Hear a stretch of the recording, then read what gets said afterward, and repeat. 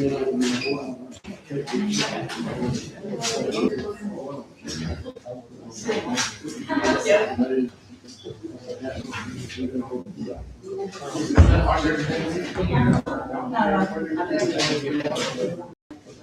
Madam Attorney.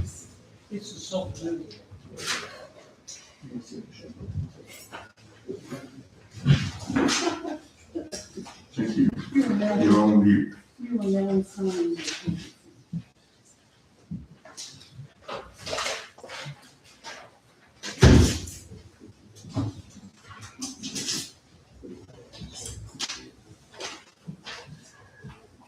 Good afternoon, everyone. I want to welcome you to our call meeting, which was called by the Mayor Pro Tem. Today is Wednesday, January the 21st, and we are live on our website, as well as we are here meeting in the Honorable Mary Jo Hayward Council Chamber here at City Hall. At this time, I would like to go ahead and call this meeting to order. Madam Clerk, could you please have a roll call?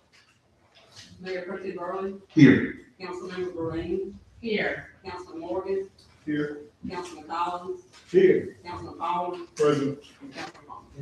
All right, thank you, Madam Clerk. At this time, we're going to ask Reverend Alan Brown to open us up with a word of prayer at this time. And following that, we'll have our pledge of allegiance. Let us bow our heads. Father God, we come once again to just say thank you, Lord. Thank you for the day that you allowed us to see one more time. And Father God, we ask that you come in this meeting, Father, that you'll gather around us and let us be able to be on one accord and let us do your will and not our will. Father, we ask that you continue to bless this council, continue to bless the Mayor Pro Tem, bless our city manager in a mighty special way, Lord. We ask you to bless these citizens of the middle, Lord, that we can continue to do your will. In Jesus' name we pray. Amen. Amen.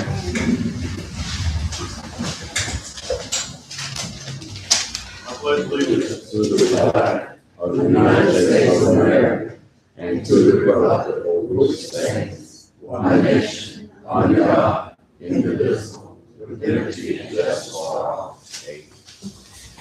I want to say thank you, Reverend Brown, for that prayer, and also thank you, council and citizens, for that pledge of allegiance. At this time, we'd like to get the approval of this agenda for today. Motion to approve. All right, it has been motioned and second. All those in favor? Okay. All those opposed, same sign. Motion has been carried. At this time, we are going to open it up to our speaker appearance. And if you have anything you would like to say, you're more than welcome to come up. And just be reminded to state your name, your address, and you have 3 minutes. I'd like to take a point of privilege right before any speaker appearances, just for a brief discussion period after accepting this agenda. But just that I've appreciated reviewing the results of fiscal year 2023, 2024 audit. And while this document cannot be an official indicator of any economic development and any perceived or lack thereof progress, the work of this audit does paint a very beautiful picture of continued improvement, growth towards tomorrow.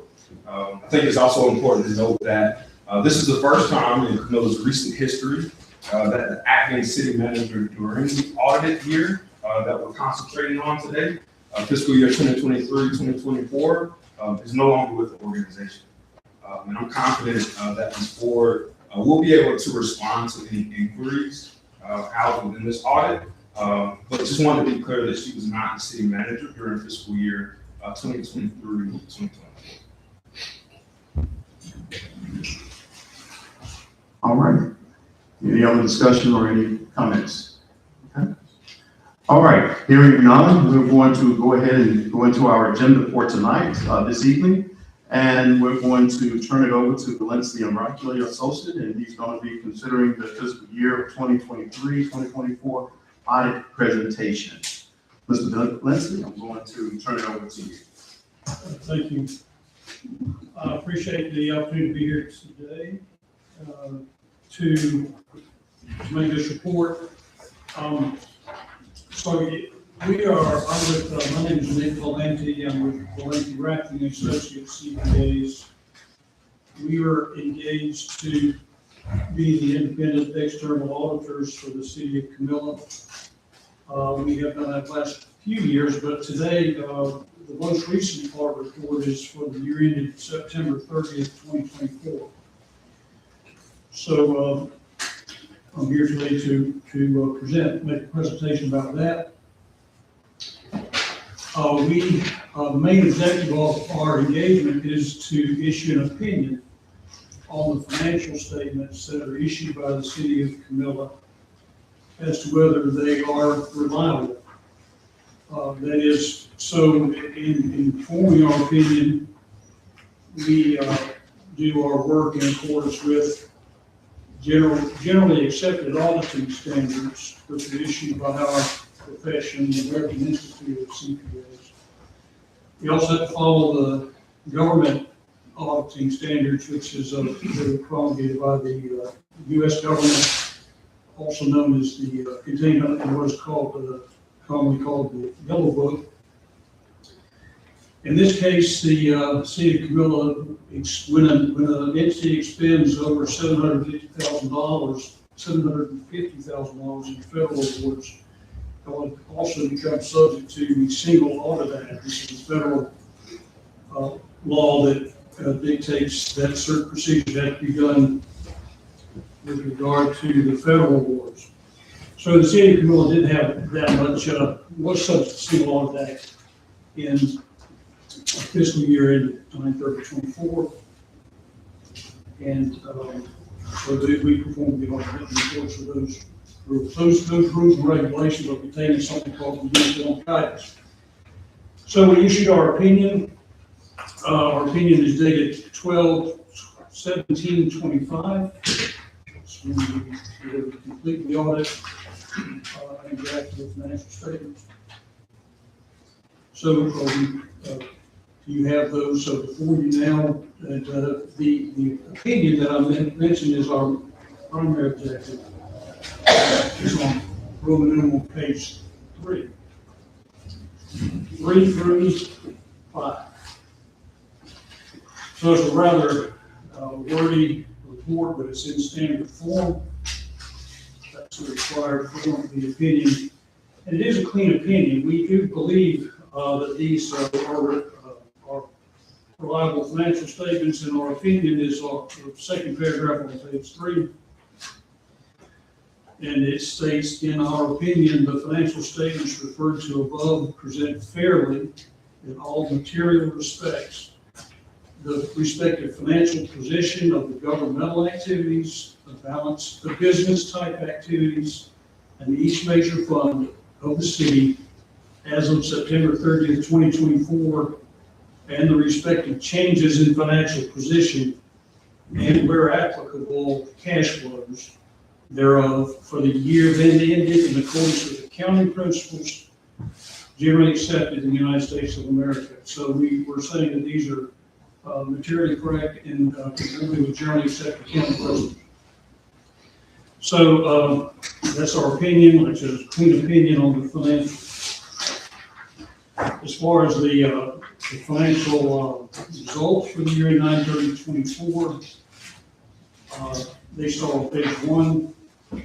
Page 1 and 2 are government-wide, actually 1 through 3, or called government-wide statements.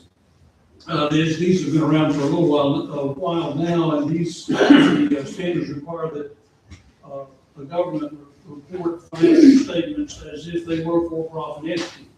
And that's what these do for what that's worth. So on the basis of the government-wide basis on page 1 and 2, which is the statement of net position where assets and liabilities are shown, you can see the total assets for the city at September 30th, 2024 were $89,071,867. There were liabilities of $19,554,506, which includes their net pension liability. That is, if the city for some reason were to shut down and discontinue, you'd have, that pension liability would have to be funded for the obligations you have. And, so that's even included in here, it's required to be. And assets exceeded liabilities at that point by 69,517,361.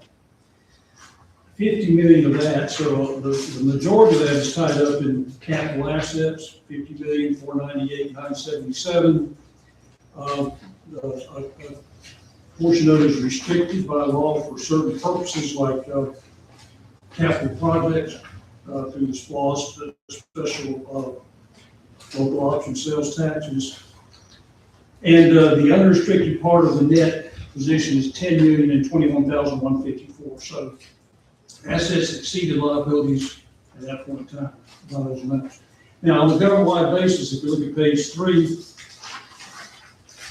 all the revenues and expenses here, there was a loss, about $30 million, roughly $30 million in revenues, and a loss of $529,373. You can see that figure on the bottom right column.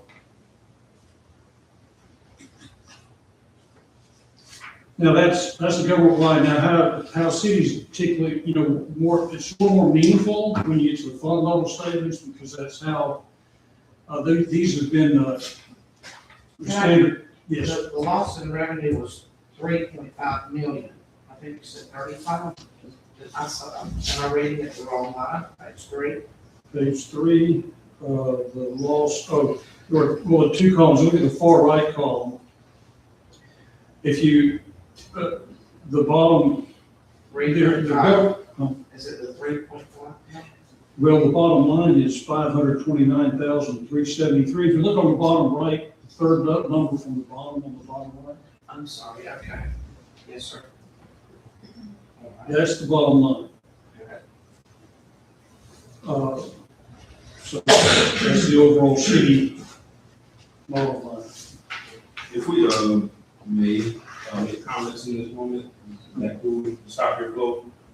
As you Fine with me. key points. I think the point that was just made is important to just bring about. Even our auditor mentioned at the beginning, this net position accomplishes many things, some unrestricted uses, restricted uses, and a big portion of that I think we must keep in mind is the MEAG trust account. That number is housed within this amount. And that 529 amount is from transfers and spends that we've made for some of our required day-to-day operations, like payments to Plant 3 and 4 of Vogel and other MEAG-related transfers that we've incurred over time.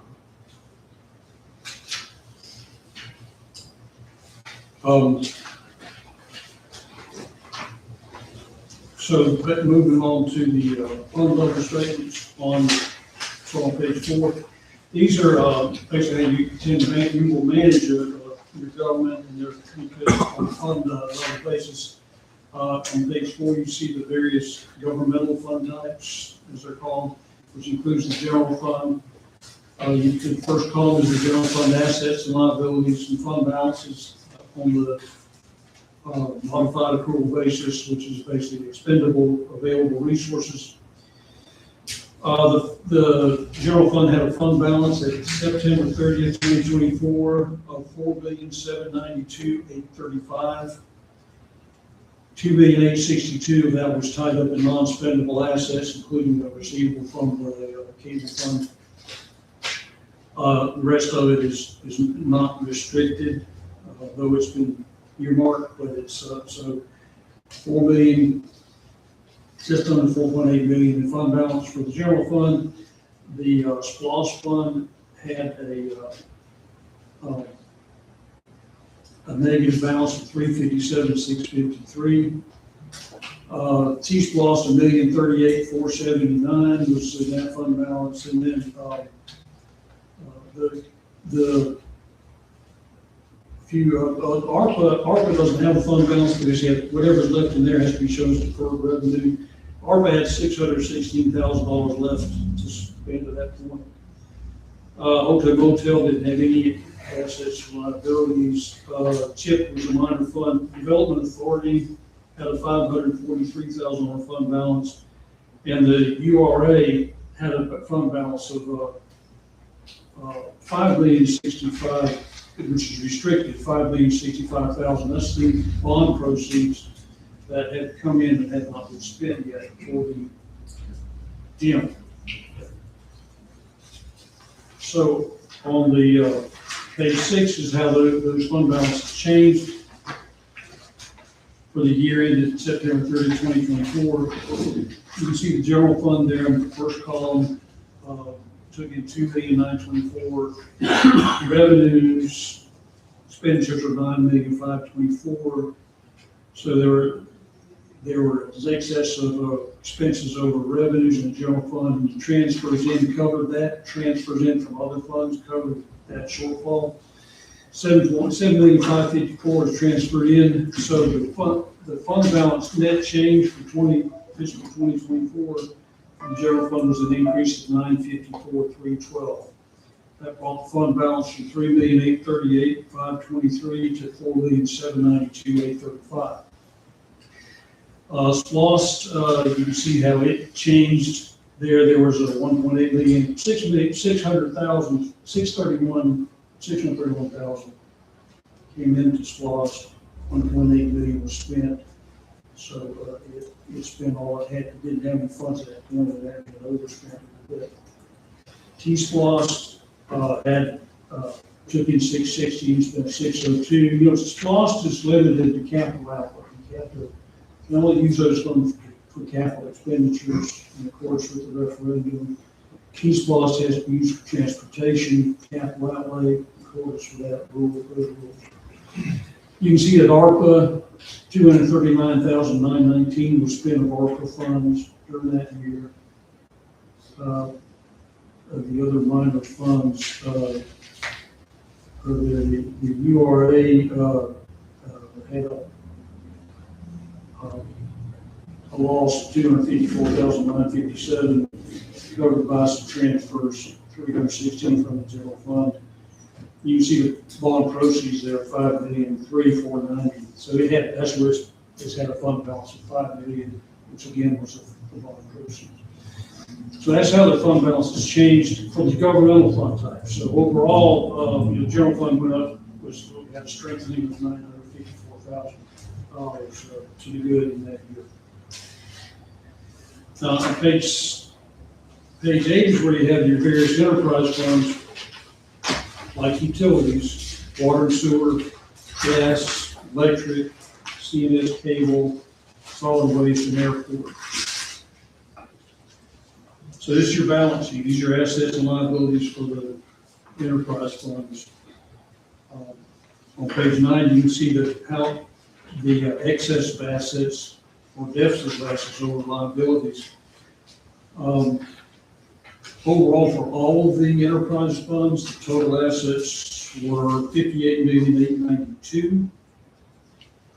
Total liabilities are $14,190,934. So the excess of assets over liabilities in the enterprise funds was $44,701,389. Most of that is tied up in capital assets. $35,836,000 is tied up in capital assets like water, sewer infrastructure, and electric infrastructure, that kind of thing. $2.6 million is reserved for power generation. That's that one. That's the MEAG fund for new generation, MEAG monies that can only be spent on certain things. You have two kinds. You have two MEAG funds. Discretionary and then the new generation. Discretionary, you do whatever you want to with. The new generation, you have to spend it on things like power generation. You've been using it for line power the past few years. So that fund has gone down over the last 3 years by about $3,584,000 has been spent. to subsidize the electric fund. To be clear, when we talk about those funds, you're talking about it's just discretionary restricted funds and the non-restricted fund, which in the restricted can only be used for the generation of power. Correct. That is 3 and 4 that came on, and just that we were early and being proactive in taking matters in their own hands and go ahead and put those money out towards power 3 and 4. And so when we talk about the net losses and what the net position is, it's important to include that these things are included in that total line item. Anything we take out, sure we know that there is going to be something that's going to tell the difference. When we put it in, we take out, of course, in those lines, and we're looking for those things to happen in the day-to-day operation. So it's not nothing new, should be unexpectedly that is taking place here when we're talking about buying power. Yeah, I would agree that, if you use existing funds for, say, electric expenses, it's gonna show up as a loss. And that was the intent, of course, with the mayor council. So the $3,584,000 that you just said was spent on the power bill. Well, yeah, That is over the course of, 3 years. so roughly, In the fiscal year we're looking at here, that fund went down by 2.6 million. so 22, 23, 24. That's correct. Okay.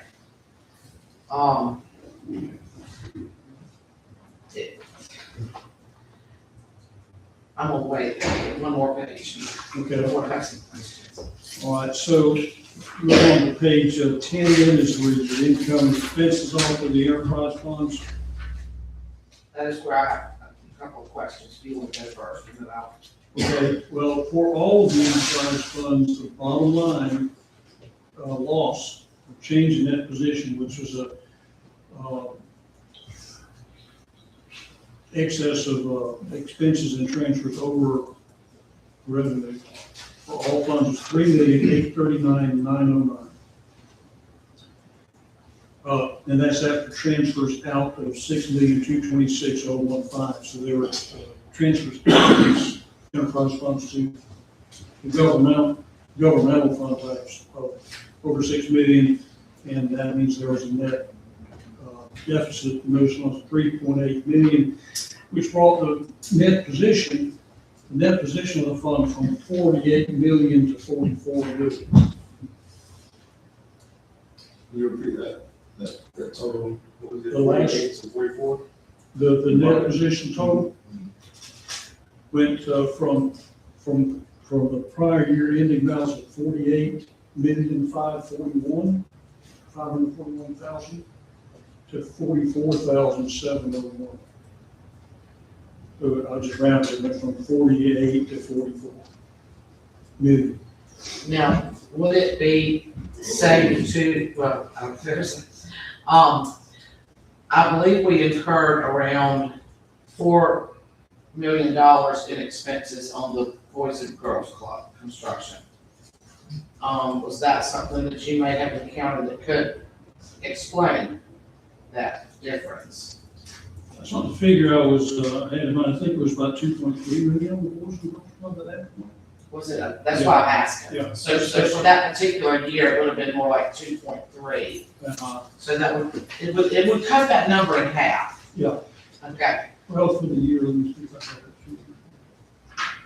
Yeah, about 2 million, over 2 million spent on the Boys and Girls Club. okay, so again, with the net position losing 4, we got a gain 2 on the building, so it's maybe not, I mean, I'm just That is put a true. positive spin Yeah, as much as possible there. well, I think that's it's true that to put it in context, the transfers out were used, there were certain significant capital outlays that have been over the last few years.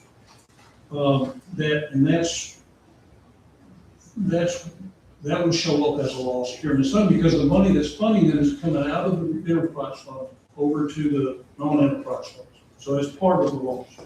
All right, so my concern though is, our MEA balances are listed, on page 45.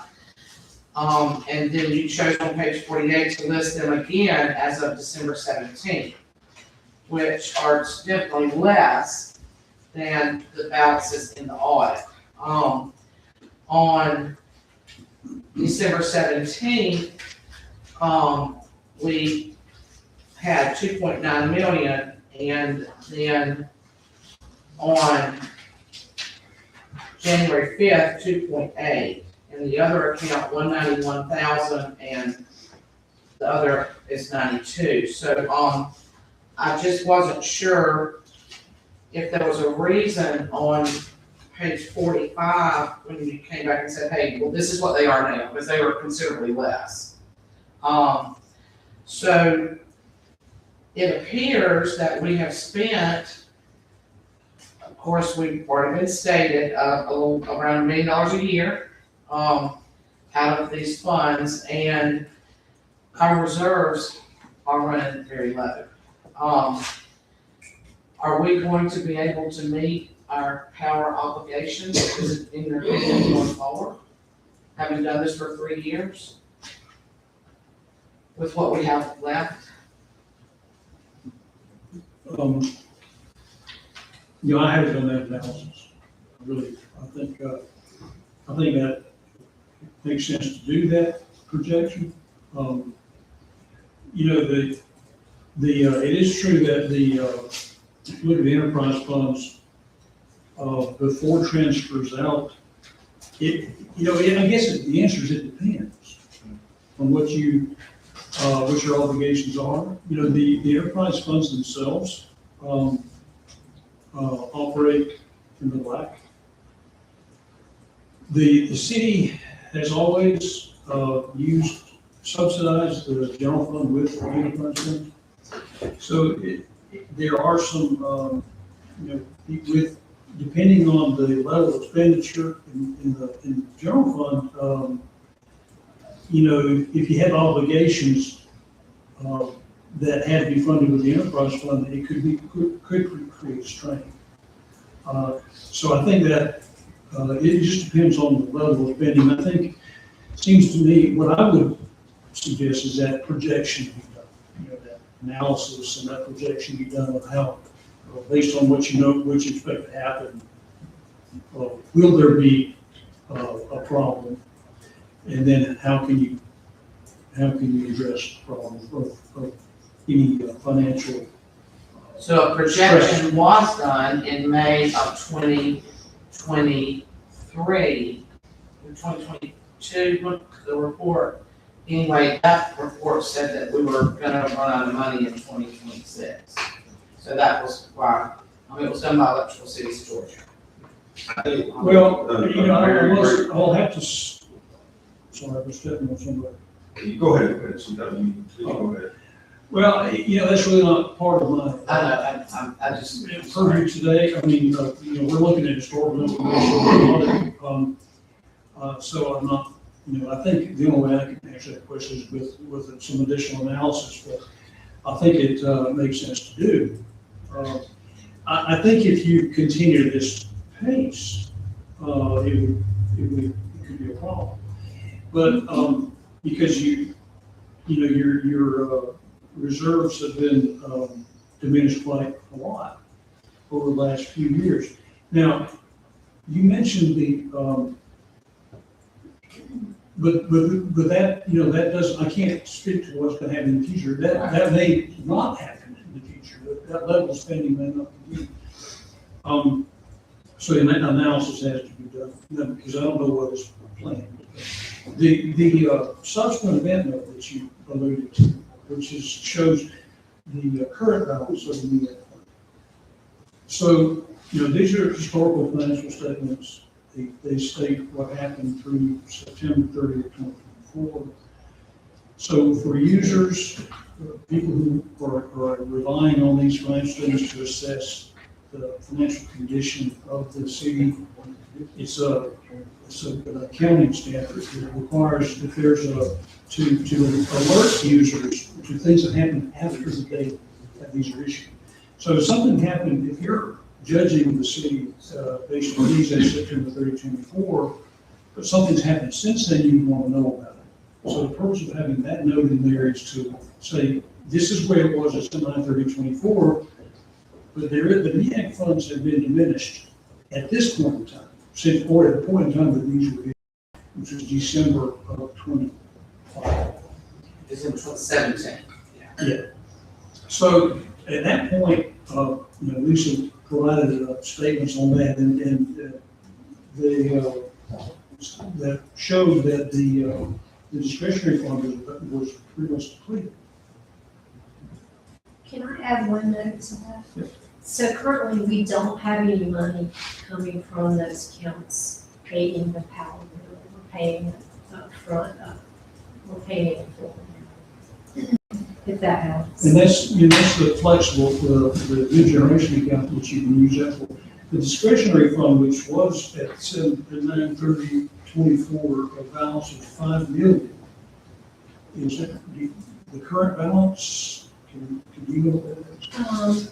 Well, I thought I gave you kind of recent statement. Yeah, the state you gave me was So like they just earned interest, basically. you gave me a statement that it was 200, just under 200,000. Does that seem less than? I think On so. December 17th, 191,000. Yeah, so- On January 5th, it's 92,000. What are you reading? You're reading the statements? The dollar amount I was given. Okay, so from, So they're I'm earned so- interest. okay, so you, well, then that shows that the discretionary fund has been depleted. From December 17th to January 5th, it's like $200,000 came out, 100 and 100. Well, it was $5 million in 9/30. Right. So, what, So it's getting low. that is yeah, and I can't tell you what happened to it. That's outside this financial statement scope, but it does indicate, unless the money's in a bank account, been transferred out, that there's been a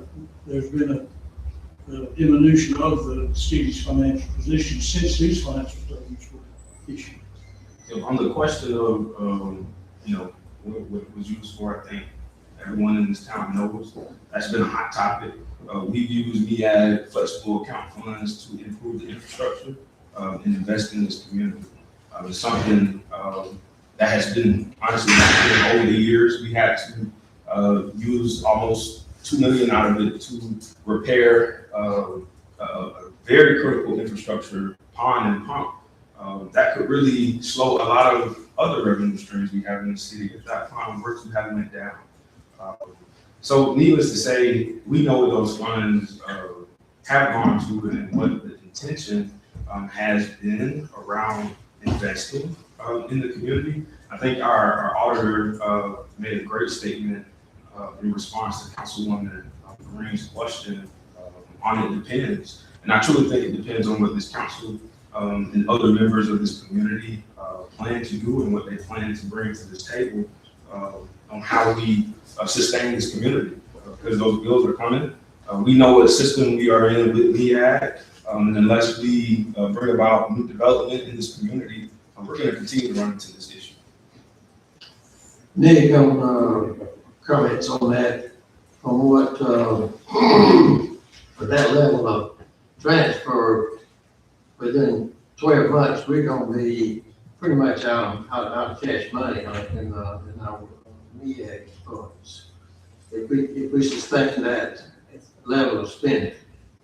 So there's two options. You cut your expenses or raise your income. That's you gotta do one or a mingle of both of them.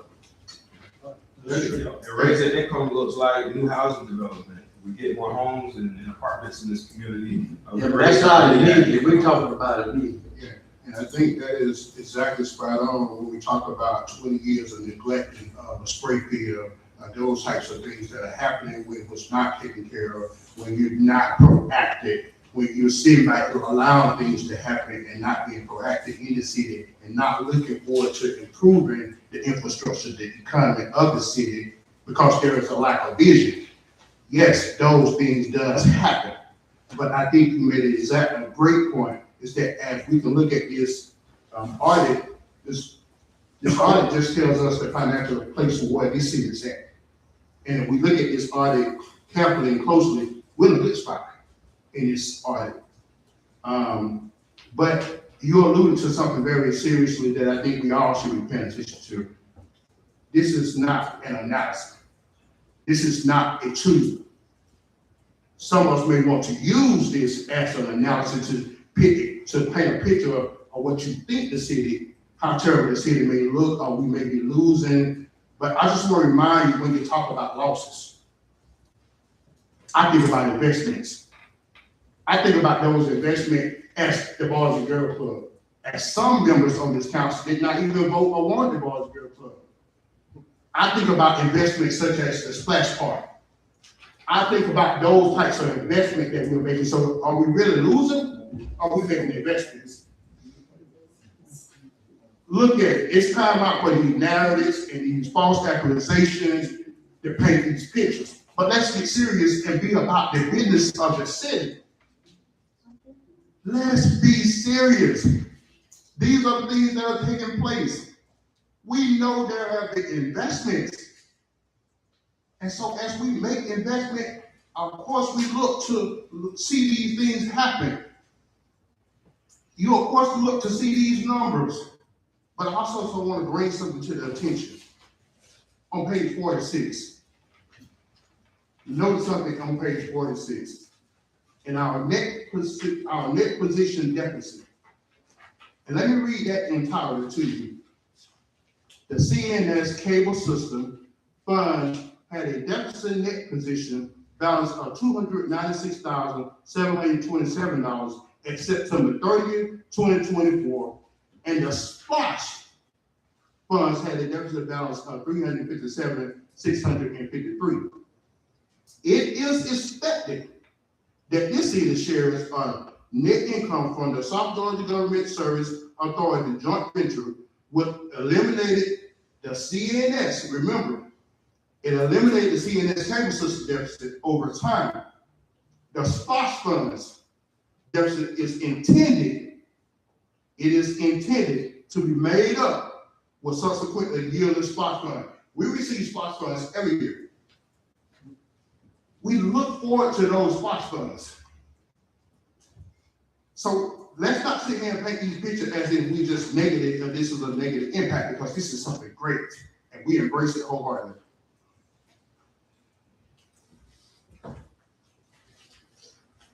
So I do think, with regard to,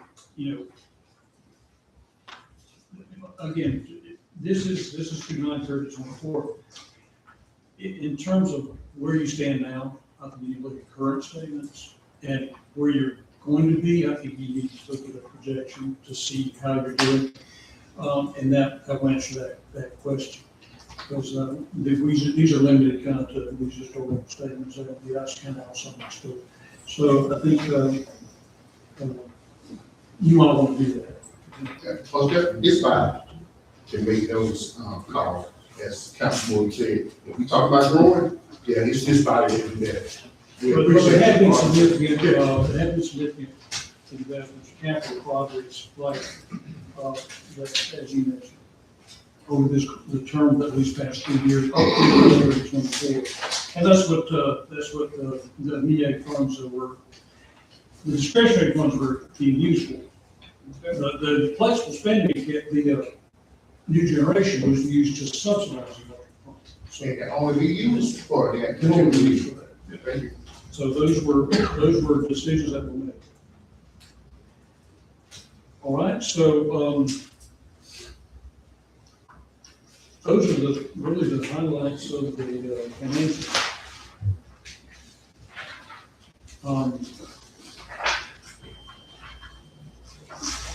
Over this course of time, there were 3.5 million in grant funds that were received that were expended on capital as well.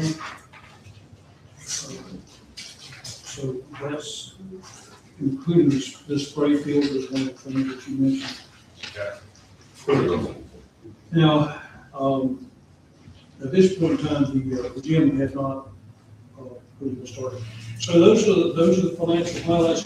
So that's my opinion, financial highlights. We've got a couple of reports in here that are required under the yellow book and the single audit. For this year, the city spent, had on page 63, 64, 2.9 million, 2,953,131 in expenditures of federal awards.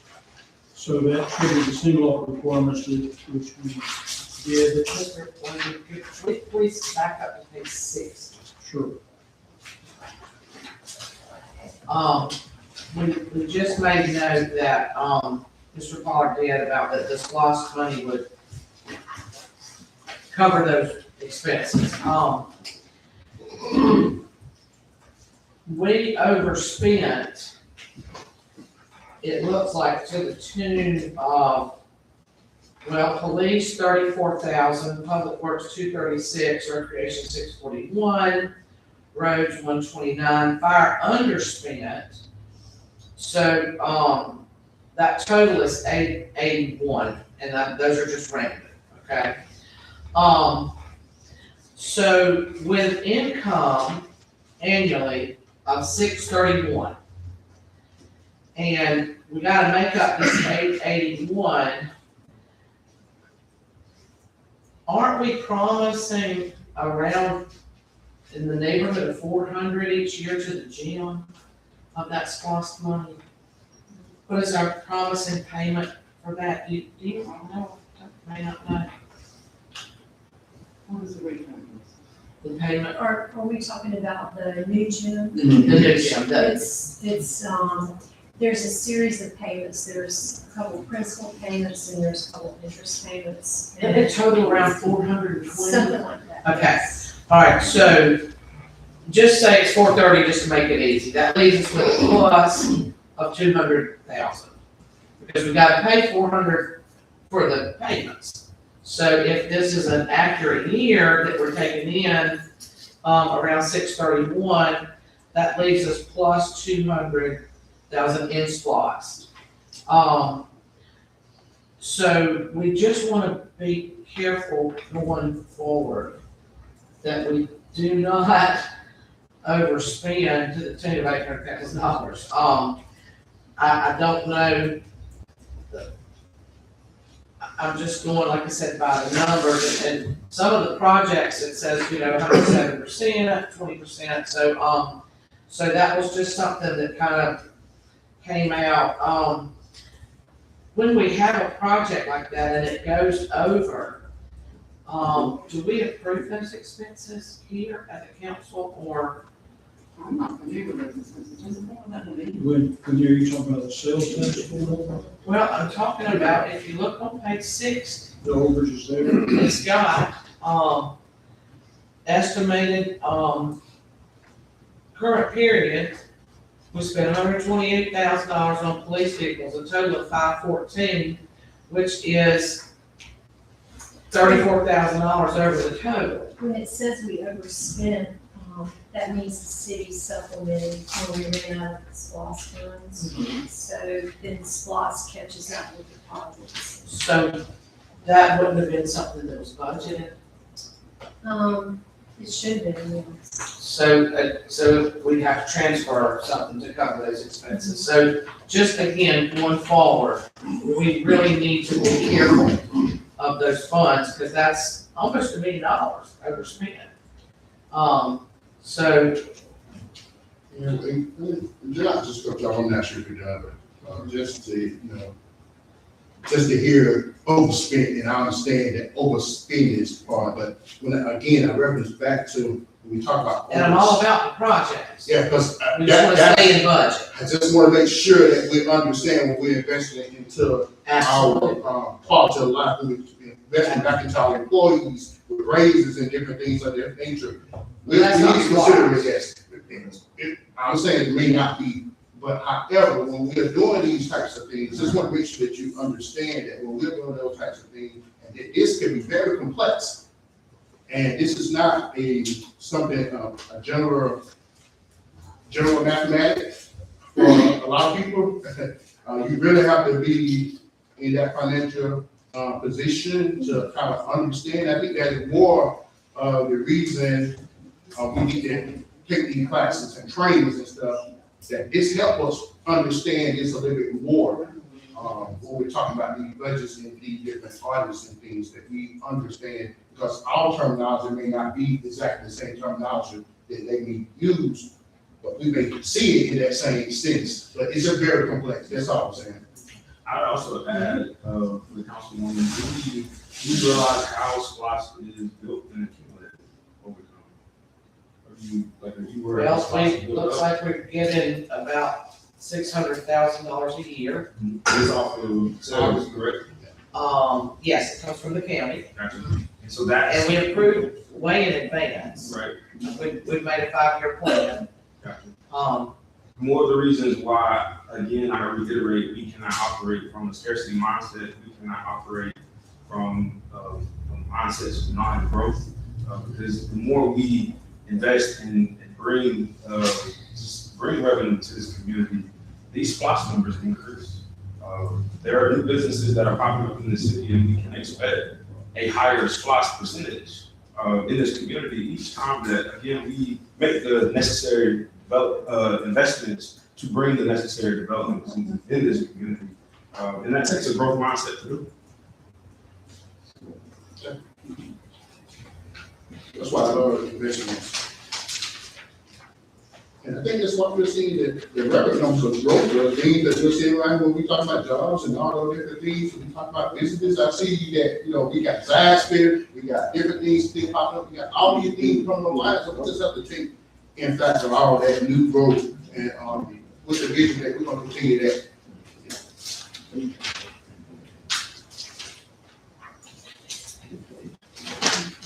963, sorry.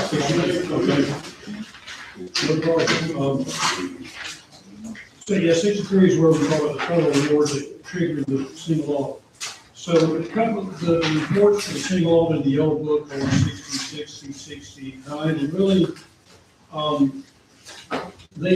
what they do is, reference any findings we have.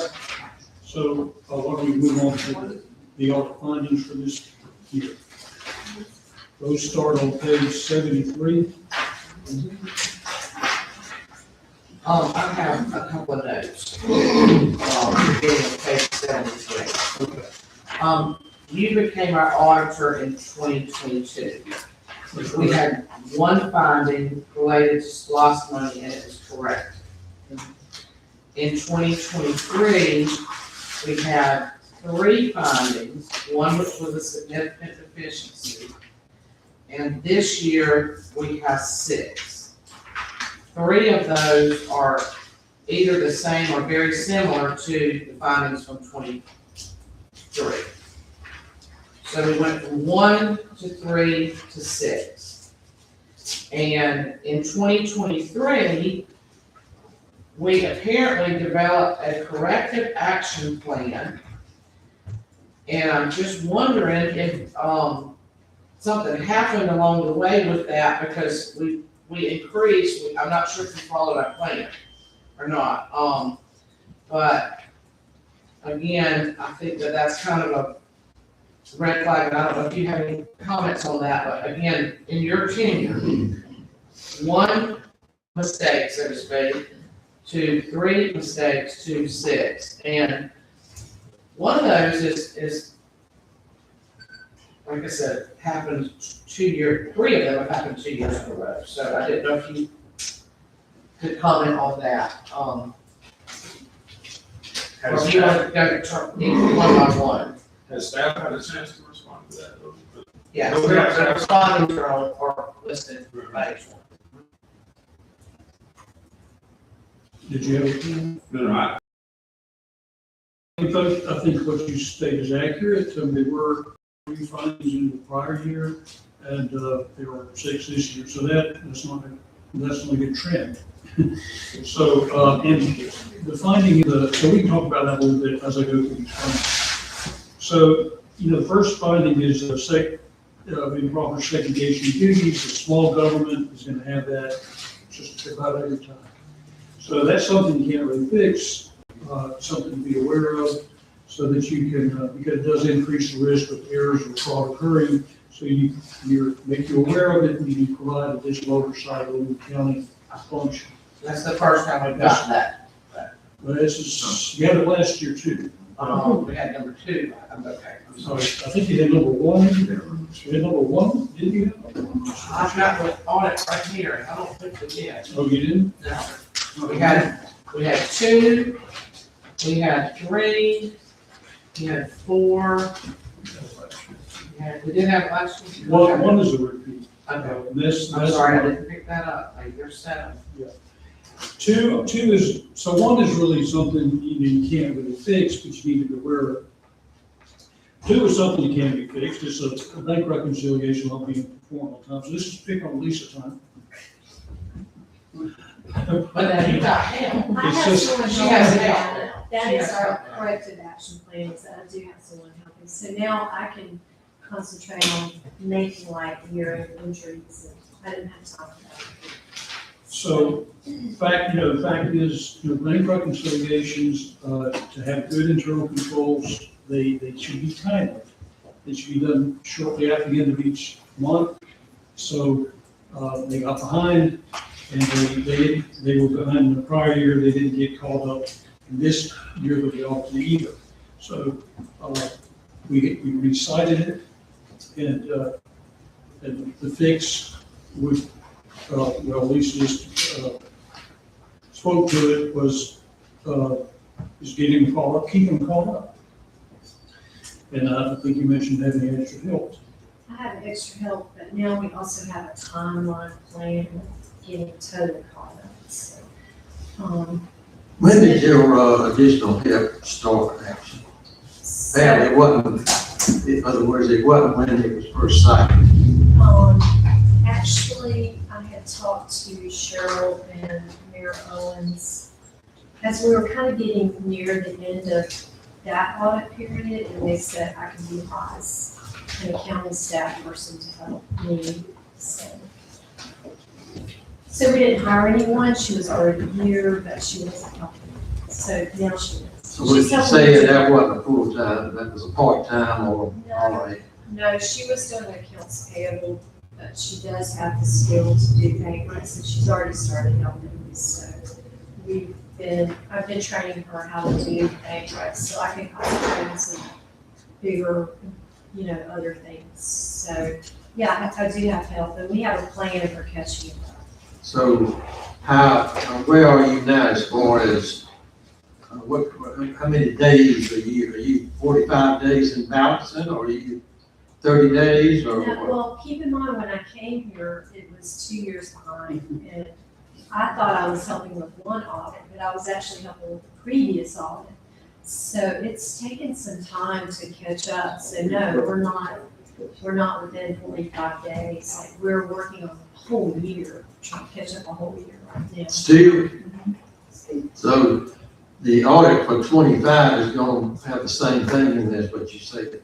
Not necessarily. Not Well, how could necessarily. it not be then? Well, because, I guess we could talk about it when it's not in this meeting, maybe, but, Thank you, let's keep it contained to this audit yeah. as it relates, and I think we have time to question staff about something, that is doing our, coming up with our budget. I think that's the best thing places doing. That's more of a staff kind of related conversation, I think, and I can either send you an email with our plan to catch up, or we could talk about it another time. Well, my point is, it's still recurring in the audit, and that's not good. Also, but we also do, they were unable to fit us in, we also have a new audit firm who's coming in to help, and we've already talked about us being behind, I told him that up front, and he was like, we have a lot of cities that are behind, so we don't necessarily write them up because they're behind. So we'll actually be able to help if you need help, but I have help, so. Well, but What I understand, the auditor's job is not to reconcile our bank No, it's statements. not. No, it's not, but it's. That's not their job. No, it's not. But they are available to help if you need help. That's not in our plan, it's for them to help. It's for No, us to do it. they're not supposed to. It's for us to do it. But when you come into, a business that's 2 years behind, it takes a long time. And plus, like, during this audit year, there were lots of changes. We were moving bank accounts, we had new projects. There were all kinds of things we were involved in, so it's really hard to get all the way caught up, and it was just me, but now I have another person. And I think it's very clear that I think you have taken the serious step to answer the questions. Yeah, We don't want to, overcross that line, Right. when we talk with staff. okay. I think another line that the council member can make at our next meeting is make a motion to provide additional support. So if the council member clearly and truly wants the best for the city, I think we'll see it at the upcoming meetings.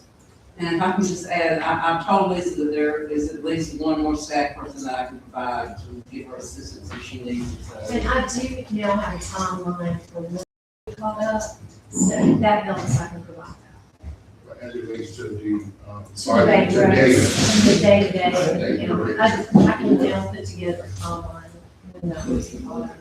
And the new audit firm, when they do start, where are you as far as the reconciliation? We're in the process of doing those for the year. We're in the process of, we're doing like a few or 4 or 5 every You year. like in first part of the third of the year, or? What we're doing is we're taking a whole account, just say like one bank account, and we're reconciling it for the whole year in like 2 or 3 days. So y'all not doing them by the month? We're not at that point yet. That's what I was trying to explain, that I do have a timeline where we can get to that point. We're just not there yet. It's not gonna be hard for them to do their audit. We do have an extension, but they are planning to come in right after March 31 to start their work. But we do have an extension, so if it's not completed by March 31, we're still in compliance while they finish up and we finish up.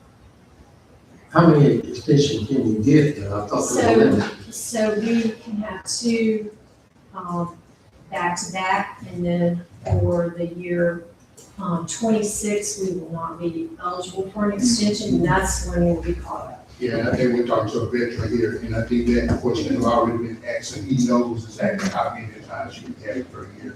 Well, He knows that's, exactly what's going on. that's the rules. So we will not have one for 26, but if you need one in 27, you can have one then. But that was our plan to get that. That's kind of where we're. Now, the state's rule is you can be late or get an extension 2 years in a row, and that's all. So for the fiscal year 23, 9/30/23, that one was submitted on time. So this is gonna, this 9/30/24 was extended, 9/30/25 was extended, so there won't be any further extensions after those 2 years. To clarify that, that's what, if that helps clarify. All right, so that was regarding the timeliness of bank reconciliations. We also had a finding on number 3. The criteria of bank reconciliations must be accurately prepared to ensure accurate reporting of bank account balances in the general ledger and financial statements. The condition was the bank reconciliation for the pooled cash main operating account as of September 30, 2024 was incorrect due to overstatement of deposits in transit in the amount of $311,710. The city did have other multiple bank accounts that were reconciled, reported correctly, just to give context there. So the recommendation is proper performance of bank reconciliation should be re-emphasized. Training regarding proper performance of bank reconciliation should be obtained with need. So this can be rectified, just get the bank reconciliation, make sure it's correct. In this case, Management's response is we do not concur with the finding. The bank reconciliation had a timing difference due to deposits in transit. This results from deposits recorded in the accounting software at the end of the current fiscal year that were not deposited in the bank until the beginning of the next fiscal year. So there is a disagreement about that finding. We stand by our position, but, I mean, it's true that there are some deposits in transit. There always are things that, especially when you've got, electronic payments that come in, they don't clear the bank until the next month. You're gonna have some of that. There's been some of that past. This was not that. It was too much to be that. So, we determined what was approached by 311,000. The adjustment's been made. The adjustment was made to the books. So it wasn't a matter of looking at the next month's statement and seeing if it cleared. It was just a disagreement. Okay. well, I mean, that's how you prove. You can prove what the deposit transfer or by looking at the next month's statement. But there wasn't no such proof to our satisfaction. So that adjustment was made to the bank. What was made to the statement? Made to the reconciliation, which in the books have to be adjusted to the reconciliation because the bank reconciliation is the bank balance, which needs to be on the books. Nick, in reference to the, go back to what I was talking about the bank statements. What's the ideal is to have it done within what, give me a time frame. 30 days. Right, that's what I Yeah. would expect. Yeah, I think to me, that's the first thing you do when you close out the books. The only way you are if you don't. That's where I start, because you can bank like, you've got, that part has been there, complete, and closure. Then you start working through the balance sheet with other balances. So, yeah, I think that would be the target, is to try to do that within the days of the period end. So, and it's true that Camilla has a lot going on. There's a lot going on county-wise. It's a lot of counting to do. And the pooled cash method that is being used makes it harder as far as from a county standpoint. I think you might want to consider, over time, I would maybe revisit that, see if you want to continue to use the pool cash method. It's complex, it's more complicated. It has advantages, but it's complicated. And software companies have tended to push for it in the recent past, but it's not, sometimes it's not worth the advantage software. It does have a complication. So if it's working well, fine. If it's not, I just going back to the old, not have a full cash method. You talking about a general fund, is that what? Yeah, well, yes, theoretically, in its pure form, you have one bank account. That's right. Right? But it's accounted for on the books as multiple banks, divided over. So you can imagine someone like an entity that has, they by pulling their cash over an account, they can make interest. Because they invest the right, all the money's in one place, they invest better. Also, it can be theoretically not with bank statements to handle and all that, so it has some advantages, but if it's not a pure pool cash basis, you end up with this hybrid where you're kind of pooling, but we have more than one fiscal account, it gets complicated. Very complicated. You see it. That defeats that purpose of the general cash. It kind of does. I think the disadvantages can outweigh the advantages in the case. So something to look at that complicates things. I like the word that you use again. One of my favorite words that have been mentioned today over again, investment. With the amount of work that we see happening here in Camilla, it's no different. This is not your little personal bank account where you can just manage. I think this is more, as you say, complex and something that may run over those 30 days because it's a lot. And we have a lot going on. So I think we should be proud as citizens. We got things going on. Things are moving here in Camilla. We ain't stagnant. We ain't just sitting back. not doing anything, improving upon the parts of like infrastructure and all those different things. We got things that are actually going on, bills that we are actually taking care of. And so much that Ms. Lisa's gonna need some help. Man, I'm happy about that she's gonna need some help. Because those are a lot of things that is going on, that's the pace in which this city is moving. Some will want to slow down that pace, no doubt. But we got to continue to move forward. And that's why the books look the way they look. That's why she's behind. Because there's a lot of things that are happening here in the city of Camilla. And I know we have went through some turmoils and some things before Lisa got here, but we're so grateful to have you here. Even in the midst of all of those things that have taken place, you're still doing an excellent job. You're still continuing to move forward. And as I mentioned, we have not yet passed the audit. Isn't that surprising? All this going on in Central Middle, we still have not yet not passed the audit. Thank you. So that was, 3 is the bank reconciliation was, had to be, was incorrect. So that, we want to see that improve and going forward. That doesn't happen. Number 4, so let me just read through it. Proper and timely monthly and year-end accounting closeout procedures ensure accurate recording of the financial condition and results of operations of the city.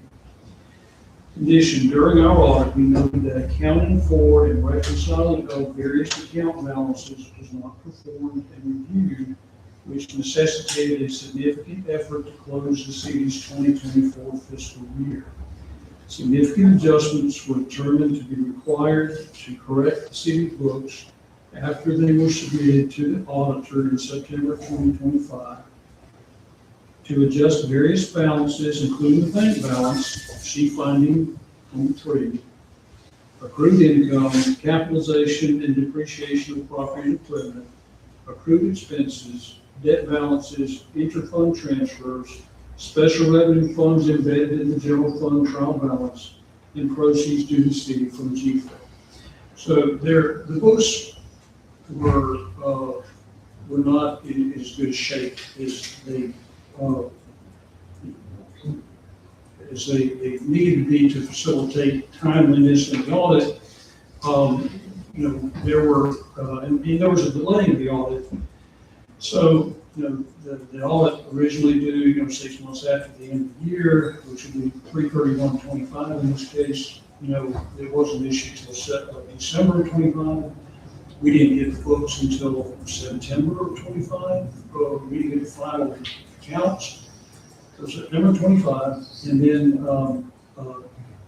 around 50 journal entries had to be made to get them corrected, which were approved and posted. And we had to get support for balances to do the rest of our work. We did what we could from outside sources. So it's not what you want. You want to have this to be done more thoroughly and more timely, or you'll end up with late audits and more finance issues. So Now, correcting 3 with the help means that she's got help to do 3. Yeah. So her focus, which should be 4. Yeah. So she was pulled from 4 because she had to do 3. So by adding the help, and I just had one question I had one for you and one for Lisa. Do you have enough help? If you can say I've got it in capital letters right there, that's so. Yes. So that, of course, once we cross that bridge, then, like I said, that your help can do 3 and you can focus on 4. Because that sounds to me like that's the hierarchy of, not that anybody can reconcile a bank statement, but I would think that Lisa's focus would be accrued income, capitalization, depreciation, those, straightening those things out. Okay, so my question for you, Mr. Lindsay, is could you just briefly highlight what significant adjustment, when I see the word significant, it's almost a red flag. Because you just said you had to make significant, not adjustments, but significant adjustments, and so I didn't know if there. I mean, it's not a bad, I mean, your bad things go 1, 2, 3, it's kind of a war. With 3 being really bad, one's not so bad, so just, if you could enlighten us on significant adjustments. Well, a significant number of adjustments, for sure. Okay. That's part of it. There were also certain, I don't remember all of them, but, there were things like the bank balance had to be Right. adjusted, right? There was that had to be made, and there was the other side of that entry ended up being miscellaneous. There was some money in miscellaneous income that couldn't be identified. And that's, that was a transfer from a bank account we got posted there.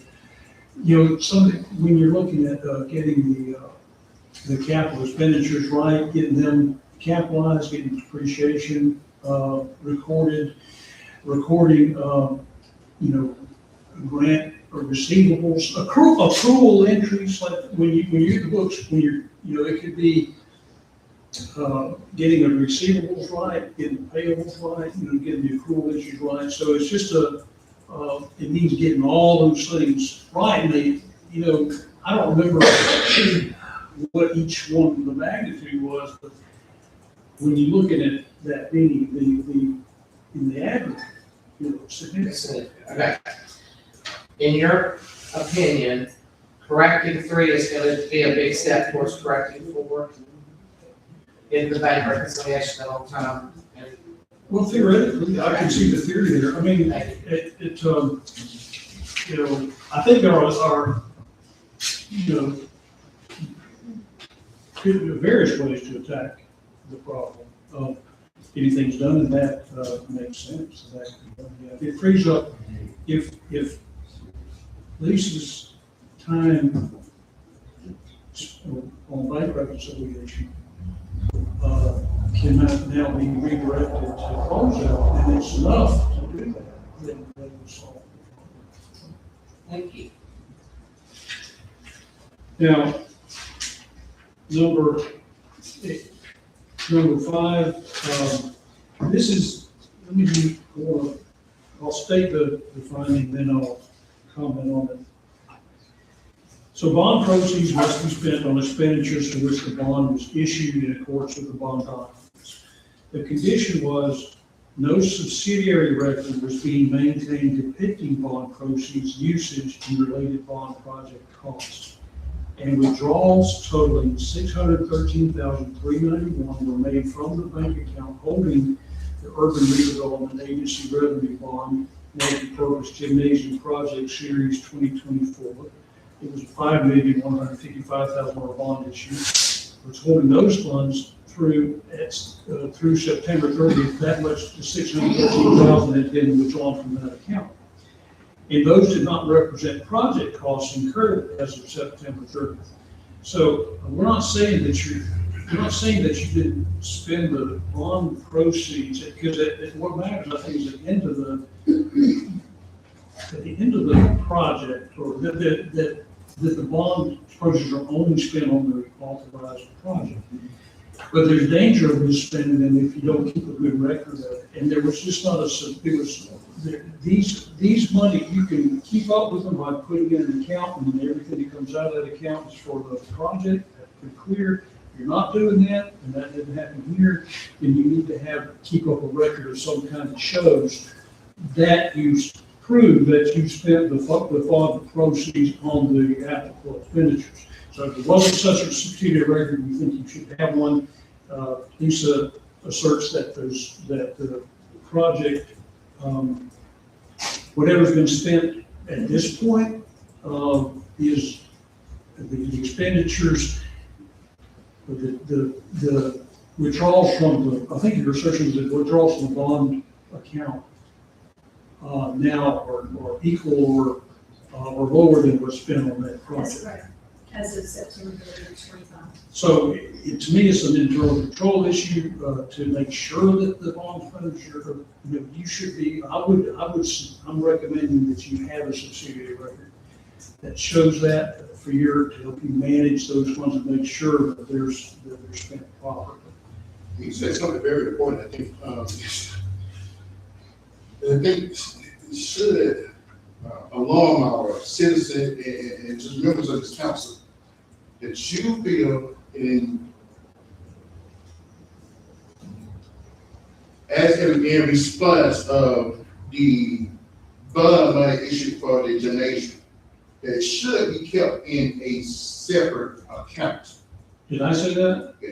Well, I don't know that I think it's a good idea, I'm not sure. You said that you, I mean, They were in a separate in a account. separate account.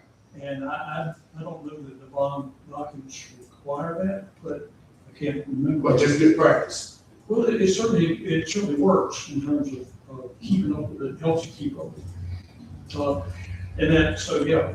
And I just say that to speak to the decisions that we make around the board, how critical and important these decisions are, that we're not just making decisions off of emotions, alternative motives, such as moving money around when you don't know the significant details of why it is holding there, or you feel some other hidden agenda is being alleged. So, just to speak back onto that, speaking about that gymnasium money, some got it thinking that there was a budgetary item, which it was not budgeted for, but they moved it. Remember around sometime last month, they made a vote to move that money. That's the importance of kind of keeping on, and those are the things that kind of keep Lisa like behind, trying to track these things, and as the recommendation came, it is a good thing, a good practice to kind of keep that in a separate account. So that was the reason why. Should the city attorney look into see if there's violations to the bond agreement on this? I mean, it's pretty cardinal. Well, I don't know, if I think that maybe the first step would be, if there's whatever, it seems to me that the expenditure of the bond funds that's through now should not exceed the expenditures on the project. Right. Yeah, so that, to me, is the key, that's the issue I was focused on. And I think Lisa could do that with a schedule or something, a report about that. We do have that sheet, that's a considerable sheet that shows what we spent on the bond fund and what was transferred from the bond fund. So, yeah, we do have that sheet now.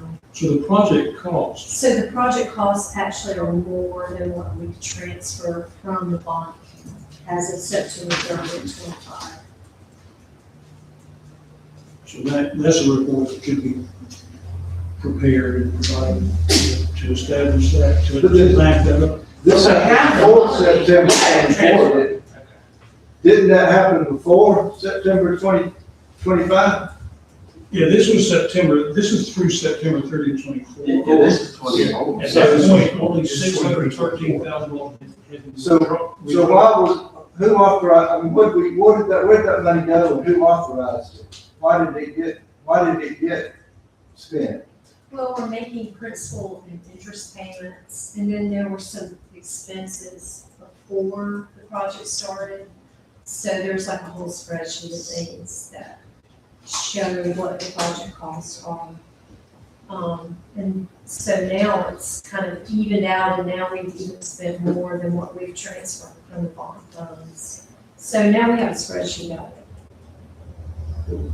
We wasn't paying the debt back with the bond. Is that what you said? I mean, we were, and then I think now we're using SLOSS money, so when that was approved.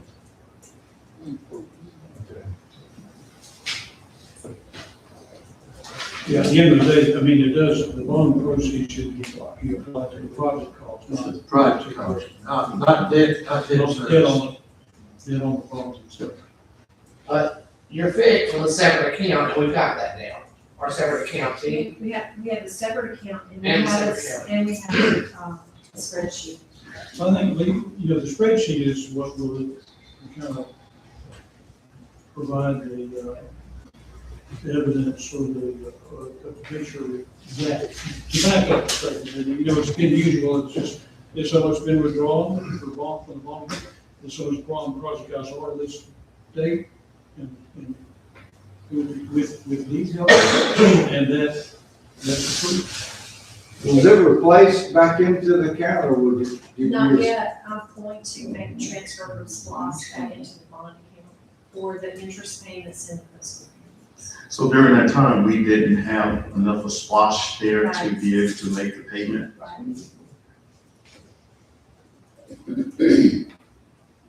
But we do now, because it's been building for a while.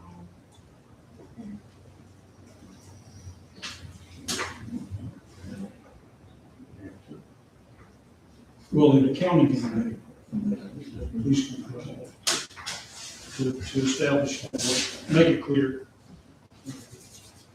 Well, nice job. What we're discussing here to make it clear. Let me ask you another question, Lisa. I noticed we was talking about the account.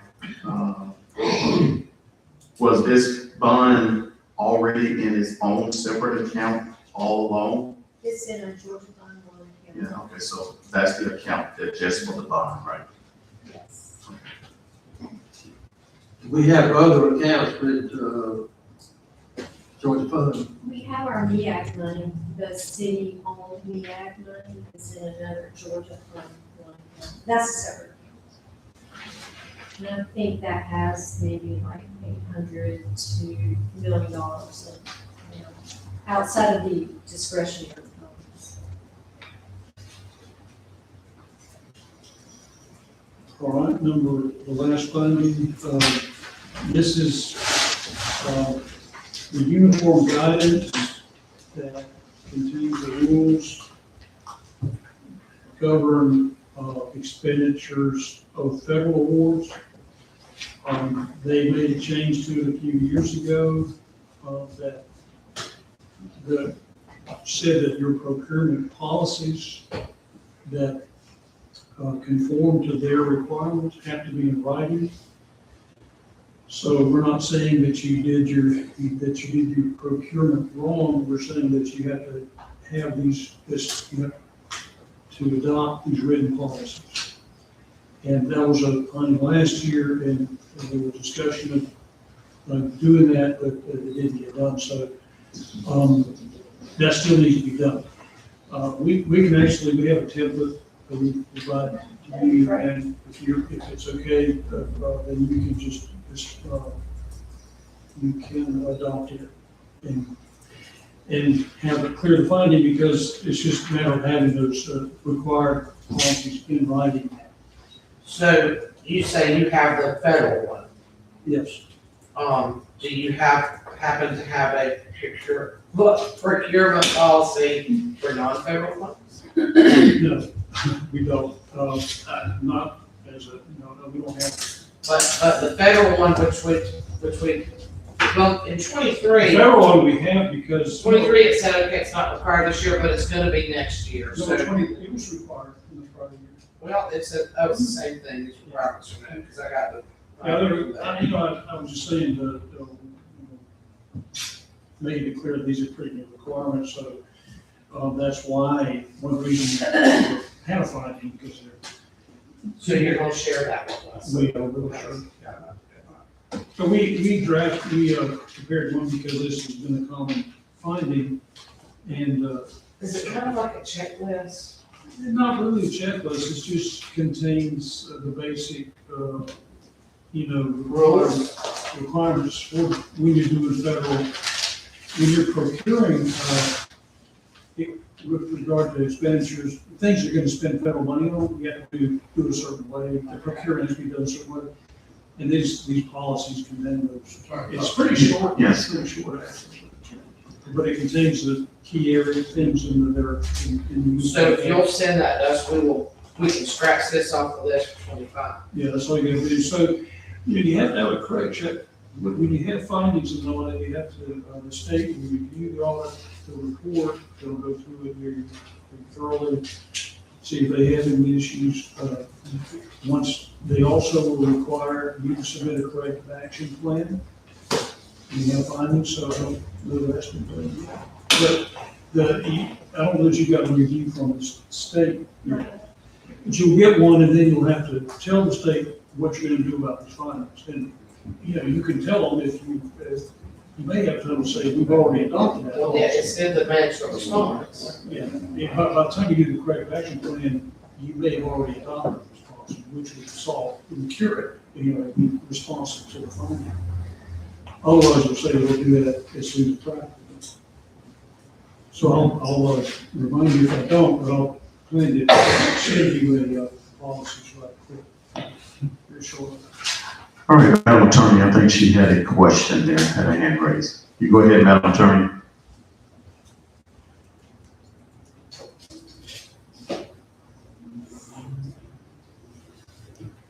Can't hear you.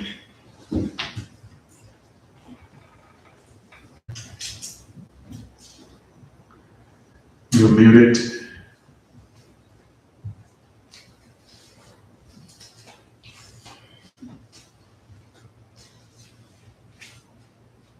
She's unmuted. Yeah, she's unmuted, but I cannot hear her. Let me ask, that question, why are you trying to get her? Being this is your last audit with the city, and we got a new firm coming in, would you recommend a forensic audit be done? Go to law, I mean, this new firm coming in, what would be your recommendation? I have no reason to, no basis for recommending forensic audit. That's, you know, if there was a serious suspicion of fraud, or that, then I certainly think that could be warranted. That would be very expensive, and they're very, you know, because they're looking for very, you have to do a lot of detail there, so. We're not aware of any fraud occurring, so, you know, to me, a standard audit is, you know, I think should be sufficient here. So what you've already done?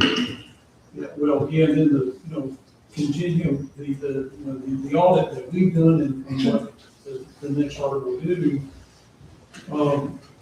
you're warning there's suspicion of some specific suspicion of fraud, I think would be, that's I would recommend, So are these findings unheard of that you have not ever seen before? Something that you, it's so alarming that you haven't seen before. Are these findings something that just that alarming to you? The findings that you found in the audit, are they alarming to you? Are they typical findings?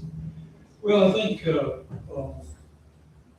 know, I don't think our concerns are expressed in the findings. Our concerns are going to be, are expressed, you know, that, in this other report I'm going to go over. This is a communication with governance. That's correct. And with that being said, how many years have you been on auditor? 3. Have we not passed the audit yet? Sure. Have we not passed the state audit yet? Past one? Yes. Well, you know, I hear this term from time to time, you know. A clean audit. Have we not had a clean? You know, you got a clean opinion every year, which means we think the financial statements are reliable. So I think that should be enough answer for me. it's common to have findings. It's not uncommon. So it's not particularly uncommon to have findings. So would you rate that a failure? It depends, that depends on your definition of failure. If you say a failed audit is no findings, then you haven't had one of those reviews. I just want to make sure that this notion that something is some fraud or something that's substantial just have happened out of the blue, that we just need a forensic and do different things, and in 3 years we haven't needed one yet. So it's just, you know, just those types of things that are being thrown out there. I just want to make sure that we are talking about those things, that we're putting those things in the correct context when we talk about this audit, because we do know things will be rolled up in different scenarios, and I think these are bullet points that are being put out there to Who the people? Well, you know, our requirements are professional standards require us to plan for audits to determine whether there misstatements in the financial statement that are due to your fault. So, you know, so in our scope, that's not to say that, there could be fraud that occurred that we didn't find, but it's not, it's still something that, is within our purview to. We, I mean, I don't have any suspicions of any specific fraud. That's good. First, from our work, we didn't know that. Thank you. Now, this other communication, this is required by our standards. This is, we're required to communicate with the governing body. Right? So if we hadn't had this meeting, I would have sent this to you, outside of the meeting, but. You did say this governing body right here, right? What's that? You did say this governing body? That ones that said it's this. The governing, Just what we we should do it all, do. we have to communicate with governance, not just your staff, but with governance, because ultimately you're responsible for the financial statements here and here. So, we do communicate with you. So this is that supplementary communication. There's certain things that are required to be in there, and we'll run through them. Qualitative aspects of the accounting practice, it states that there were no transactions that were entered into where there's a lack of authoritative guidance or consensus on how to account for them and all that. There were no new policies adopted during the year this year. That financial statements always include estimates to some degree. For instance, depreciation expenses an estimate. You have to estimate the useful life of the asset and depreciate over those useful lives. That's an estimate. Net pension liability is an estimate, but it's prepared by a qualified actuary. So these are the standards required to state these things for your, whether it works for you. But we look at those, we evaluate the key factors and assumptions used to develop the above estimates and determine that, in our opinion, they're reasonable. Difficulties encountered in performing the audit. During the course of the audit for the year ending September 30th, 2024, the auditors encountered significant delays in obtaining complete and timely accounting records and supporting documentation from the CFO. While preliminary work was performed earlier in the year, several key items necessary to complete the audit testing, including bank reconciliations, support for reconciling items and documentation related to federal grant activity, were not provided until late in the audit process, and some items required multiple follow-up requests. In several instances, management provided summary level information or explanations in lieu of underlying supporting documentation, which limited the auditor's ability to complete testing without additional clarification or alternative procedures. These delays and limitations contributed to missed audit deadlines and increased the time required to complete audit field work. Management is responsible for preparing the financial records, completing reconciliations in a timely manner, and providing sufficient support and documentation to enable the audit to be completed in accordance with professional standards. The lack of timely and complete information constrained the auditor's ability to complete the engagement as originally scheduled. We recommend that management strengthen year-end closing procedures and ensure timely completion of city books, reconciliations, and all support information to facilitate timely and efficient audits in future periods. And this has been a repeat of what we just talked about, but this was a difficulty in this audit. So this is another place to talk to where we stated to you as the governing body, make sure we communicate that to you. And so, I don't think it's not news to anybody that all was late, and that's not what you aspire to do. You want to have these audit reports done in a more timely fashion, and that's going to require quicker closeout, which we thought. The disagreements with management, they've been all corrected. Any mistakes involved with anything that we noticed we provided proposed journal entries, and they were approved and posted. So nothing's uncorrected that we're aware of. Disagreements with management, the CFO, for purposes of this letter, a disagreement with management is a financial accounting, reporting, or auditing matter. Whether or not resolved to our satisfaction, it could be significant to the financial statements or the auditor's report. The CFO disputed the audit team's concern regarding a materially overstated deposit in transit balance included in the fund reconciliation. Only after further audit procedures and persistent communication was it agreed to correct the balance. That's the bank reconciliation thing we talked about earlier. The other things, pretty consequential. We did get a management representation letter. We were not aware of any opinion shopping going on here. And that's pretty much the gist of this letter. So that's what, that's that letter. So now that concludes my report. All right, thank you very much, Nick, for that. Thank each one of the council members for their input on the audit, and I want to also thank you for taking care of us for the past 3 years. And, we know that we do have some things that we want to take care of, and hopefully we do well on audit going forward. I wish you the best. Okay, thank you. All right, any discussion from the council? Anything that they would like to ask Nick at this time? Okay. Hearing none, we're going to go ahead and I would like to have a motion to take a vote on approving our minutes from the Lynn City of Wright-Philly Associate. And at this time, I would like to get a motion to approve the audit report that we just heard. Motion to approve. Second. All right, it has been motion and second. All those in favor, show of hands. All those opposed, same sign. All right, that motion has passed, and once again, thank you, council, for that. All right, if there's no other business for tonight, we'll go ahead and can I get a motion to adjourn the meeting at this time. All right, motion, second. All right, meeting has been adjourned. Thank you, council and citizens.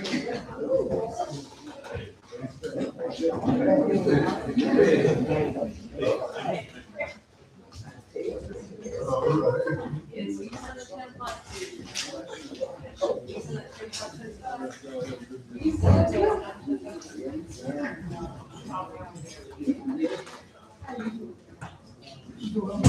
just got walk.